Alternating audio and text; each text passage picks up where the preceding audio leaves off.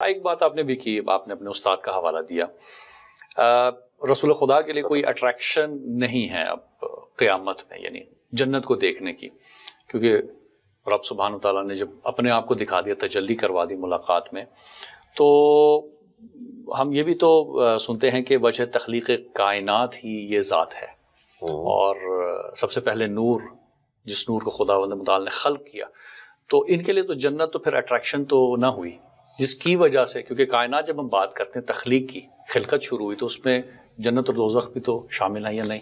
دیکھیں، جنت کی تو اٹریکشن اللہ تعالیٰ نے ہر انسان کے اندر رکھی ہے، اس میں تو کوئی شک نہیں ہے۔ نبی الاسلام نے تو عورتوں کے حوالے سے بھی ذکر کیا ہے، اٹریکشن رکھی ہے، نبی الاسلام کی ازواج بھی تھی، خوشبو بھی آپ کو پسند تھی، تو جنت کی نعمتیں بھی ہیں۔ وہ جو میں نے ذکر کیا تھا نا، اس حوالے سے جنت میں انبیاء کرام کے لیے یا غیر انبیاء کے لیے بھی جو مستقل اللہ تعالیٰ کے دیدار والا معاملہ ہے، اور ہمیشہ کی زندگی مل جانا، جس میں آپ اپنی مرضی کی زندگی گزار سکتے ہیں۔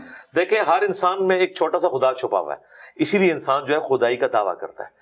یہ خواہش اللہ تعالیٰ نے جنت میں انسان کی پوری کر دینی ہے۔ کن فیکون جو اللہ کی کوالٹی تھی، وہ لمیٹڈ ایک جنت کے اندر، جو آج کے اعتبار سے تو ان لمیٹڈ ہے، لیکن ظاہر اللہ کے اعتبار سے تو لمیٹڈ ہے، وہ انسان کو اللہ تعالیٰ دے گا۔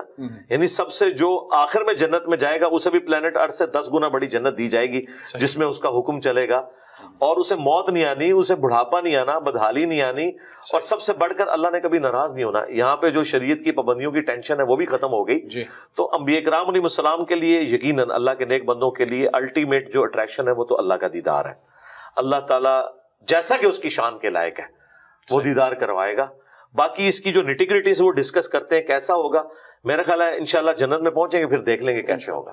بہرحال الکلام یجر الکلام، اب موضوع ایک طرف چلا گیا ہے کہ اور چیزیں نکلتی جا رہی ہیں۔ صرف آخری سوال میں پوچھوں گا اسی آخری جواب کے متعلق کہ جنت میں کیونکہ ظاہر ہے اٹریکشن تو اب ہم جائیں گے تو کن فیکون والی حالت ہوگی، تو اصل جو کام ہے انسان کا وہاں پہ کیا، کیونکہ اس کے بارے میں سوچا جاتا ہے کہ ہم جب وہاں جائیں گے تو کیا صرف کھانا پینا اور جو آرڈر کریں گے وہی ہے، یا کیا خدا کیا چاہتا ہے وہاں پہ کیا کریں؟ خدا جو کچھ ہم سے چاہتا ہے وہ یہاں چاہتا ہے، وہاں کچھ نہیں چاہتا۔ صحیح، ہاں، وہاں خدا نے اپنے ڈیوائن پلان سے یہ ڈیسائیڈ کرنا تھا کہ میں مخلوقات میں سے ایسی مخلوق چنوں جو اپنی مرضی سے مجھے چوائس کرے۔ صحیح، حضرت جبرائیل علیہ السلام نے اپنی مرضی سے اللہ کو چوز نہیں کیا، بلکہ اللہ کی مرضی سے، بائی ڈیفالٹ، جسے کمپیوٹر کی لینگویج میں کہتے ہیں۔ صحیح، انسان کو اس پہ فخر کرنا چاہیے کہ اسے یہ اعزاز حاصل ہے، یہ وہ مخلوق ہے جو اپنی ول سے اپنے رب کو چوز کرتا ہے۔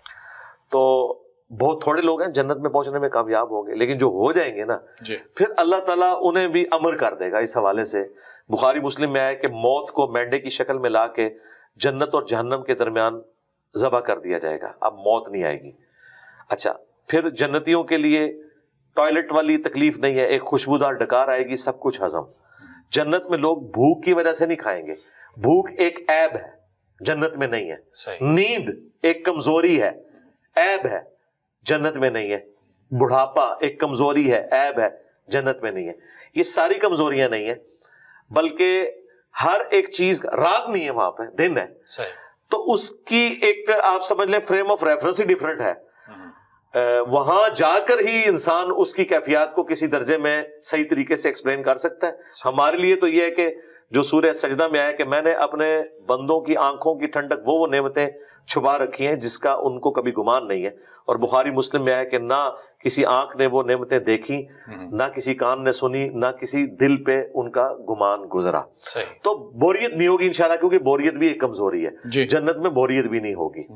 اس سے بڑی کیا یعنی انسان کی خوش نصیبی ہے کہ خدا اکیلا تھا، ہمیشہ سے تھا، اس نے محض اپنے فضل و کرم سے ہمیں پیدا کیا، اور تھوڑی سی زندگی ہم سے کہا کہ مجھے دو، تمہیں بھی امر کر دوں گا، تمہیں بھی ہمیشہ کی زندگی دے دوں گا، اور تمہیں بھی کن فیکون والی وہ کوالٹی کسی درجے میں خالق اور مخلوق کے فرق کے ساتھ دے دوں گا۔ اس کے لیے میں نے ایک ٹرم ڈیوائز کی تھی، جیسے صوفیاء نے وحدت الوجود اور وحدت الشہود اور علم الکلام کی ٹرم ہے منی گاڈ، ٹھیک ہے، الہ کے معنوں میں نہیں۔ جس طرح کہ یوسف علیہ السلام نے کہا کہ تم میں سے ایک شخص اپنے رب کو شراب پلائے گا، رب کا لفظ استعمال کیا، حالانکہ رب تو اللہ ہے۔ تو یہ اس اعتبار سے کہ ایک کوالٹی تو اللہ کے ساتھ کوئی شیئر نہیں کر سکتا، اور وہ ہے ہمیشہ سے ہونا. باقی جو اللہ کی یہ 2 کوالٹیز ہیں, یہ اللہ کا کرم ہے کہ اس نے اپنے بندوں کو اپنے ساتھ شامل کر لیا ہے. کون سی کوالٹی کی؟ موت کا نہ آنا. اگرچہ ہماری زندگی مستعار ہے اس سے جی, لیکن موت نہیں ہے, تو یہ بہت بڑی بات ہے. دوسرا, ہماری مرضی چلنا. ٹھیک ہے, یہ اللہ تعالیٰ کی کوالٹی تھی, یہ اللہ تعالیٰ انسان کو کسی درجے میں دے گا تو انشاءاللہ کوئی بوریت نہیں ہوگی. اللہ تعالیٰ کی نہ کوئی بیوی نہ کوئی بچے, اس کے باوجود اللہ بھی تو بور نہیں ہو رہا نا. بوریت تو کمزوری ہے, اللہ کی طرف منسوب نہیں کر سکتے. تو انشاءاللہ جنت میں ہم بھی بور نہیں ہوں گے انشاءاللہ. چلے, بہت بہت شکریہ. اسی کے ساتھ چلتے ہیں ایک شارٹ بریک کی طرف. Welcome back. آپ دیکھ رہے تھے پروگرام ہم اور اسلام.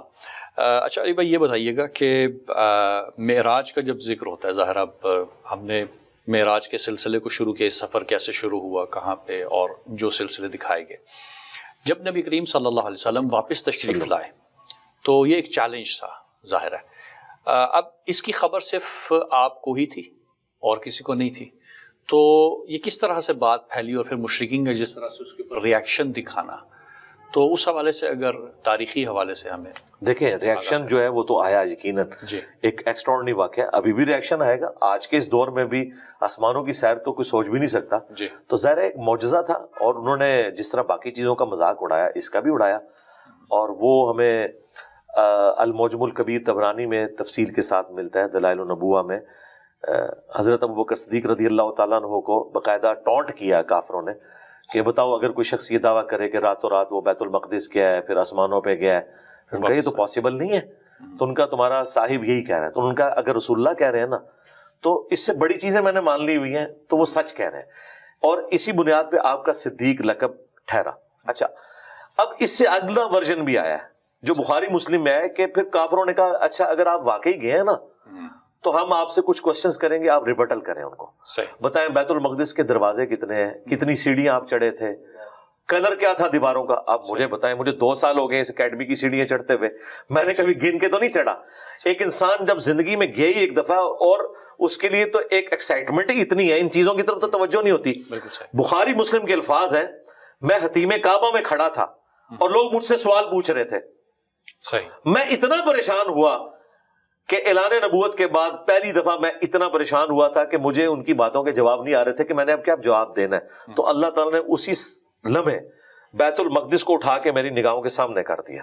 حتیم کعبہ میں حضور کھڑے میں, اور بخاری مسلم کے الفاظ ہیں, میں بیت المقدس کو اپنے سامنے دیکھ رہا تھا. وہ جو مجھ سے پوچھتے تھے نا, بتاؤ کہ فلاں دروازہ کس جگہ پہ ہے, تو میں دیکھ کے بتا دیتا تھا.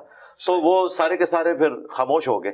یہ نبی علیہ السلام کے ساتھ ایک معجزانہ معاملہ اللہ تعالیٰ نے کیا, اور یہ آپ علیہ السلام کو اللہ تعالیٰ نے ایک کوالٹی عطا فرمائی تھی. قافلہ بھی تو ایک آیا تھا نا. جی, قافلے والا بھی واقعہ رپورٹ ہوا ہے, اور بھی کافی سارے واقعات رپورٹ ہوئے ہیں, لیکن وہ چونکہ تاریخی روایتیں ہیں, ان میں کمزوریاں بھی موجود ہوتی ہیں. میں چونکہ کوشش کرتا ہوں کہ جو احادیث کی کتابوں میں جتنی چیزیں رپورٹ ہوئی ہیں نا, ان کے اوپر ایمفسائز کروں. اچھا, اب یہ جو سلسلہ ہے معراج کا, یہ قبل از بعثت, کیونکہ ظاہر مدینہ شریف دکھایا گیا کہ آپ کا مسکن یہ ہوگا, تو خود معراج کے حوالے سے اس کے بعد جو رپورٹ ہوئی ہیں کہ کب کب ہوئی, اس کے کیونکہ تاریخی ہمارے پاس موجود ہیں دلائل یا نہیں, بس اسی حد تک علماء نے بیان کیا کہ کچھ اور معراج بھی ہوئے ہیں. جی, اور جو معراج ہے وہ خواب میں تو مختلف مواقع کے اوپر نبی علیہ السلام کو نہیں, اس طرح نہیں, یہ معراج ایک ہی ہے. جی اچھا, ہاں جی, اسی لیے آپ دیکھیں اس کے علیحدہ سے چیپٹرز بنے ہوئے بخاری مسلم میں. معراج کا واقعہ, اس کے اوپر باقاعدہ ایک پورا باب ہے, اس میں تفصیلی حدیث موجود ہے. اسی طریقے سے مسلم شریف میں وہ اسی ایک معراج کی طرف ہی اسے ڈسکس کیا جاتا ہے. جسمی اور روحی دونوں اکٹھا کہتے ہیں, تو اس کے اوپر کیا کوئی نص یا کوئی دلیل ہے؟ جی, دلیل موجود ہے. بعض نے اکتفا کیا بعض روایت پہ کہ صرف خواب کے عالم میں, بعض نے صرف روحانی معراج کی بات کی. تو یہ جسمی اور روحی جب ہم اکٹھا کرتے ہیں تو اس کے بارے میں دیکھیں, یہ کچھ دور کی کتابوں میں حضرت عائشہ اور حضرت معاویہ کا قول ملتا ہے, لیکن اصول محدثین پہ وہ ثابت نہیں ہے کہ یہ معراج خواب میں ہوئی تھی. صحیح. البتہ صحیح بخاری میں 3 جگہ پہ امام بخاری یہ روایت لے کے آئے ابن عباس سے, انہی لوگوں کو جواب دینے کے لیے. صحیح. سورہ بنی اسرائیل کی آیت نمبر 60 میں آیا کہ ہم نے جو آپ کو وہ رؤیا دکھایا تھا وہ ہم نے آزمائش بنا دیا ان لوگوں کے لیے. اب رؤیا آنکھ سے دیکھنے کو بھی کہتے ہیں, خواب میں دیکھنے کو بھی کہتے ہیں. صحیح. ابن عباس یہ آیت پڑھا کرتے تھے اور کہتے تھے کہ یہ رؤیا سر کی آنکھوں سے ہے, دل کی آنکھوں سے نہیں ہے. یعنی ابن عباس اعلانیہ یہ کہا کرتے تھے کہ نبی علیہ السلام کی جو معراج والا معاملہ ہے یہ فزیکل ہے. پھر عبد کا لفظ بھی صرف روح کے اوپر نہیں بولا جائے گا. ہاں ظاہر ہے, کلیئر کٹ ہے. اہل سنت اہل تشیع کا اس کے اوپر اجماع ہے. چند ایک آج کل کے کچھ مستقبل میں بھی آنے والے شاید کوئی مفکرین اس طرح کے معاملات کو گود لیں, لیکن ماضی میں ان کے لیے کوئی اصل نہیں موجود. ماضی میں جو احادیث کی کتابیں ہیں وہ بالکل 180 ڈگری دوسری طرف کھڑی ہوئی ہیں. دیکھیں امام بخاری نے باقاعدہ چیپٹر کی ہیڈنگ میں وہ آیت ڈال کے نیچے ابن عباس کا قول ڈالا ہے تاکہ کوئی اس میں باطل داخل نہ کر سکے اور اس کو کہیں روحانی سفر بنانے کی کوشش نہ کرے. یہ معجزہ تھا. مسلمانوں کو قرون اولیٰ میں پتہ ہی نہیں ہے کہ خواب میں بھی کوئی معراج ہوتی ہے, اس طرح کی معراج.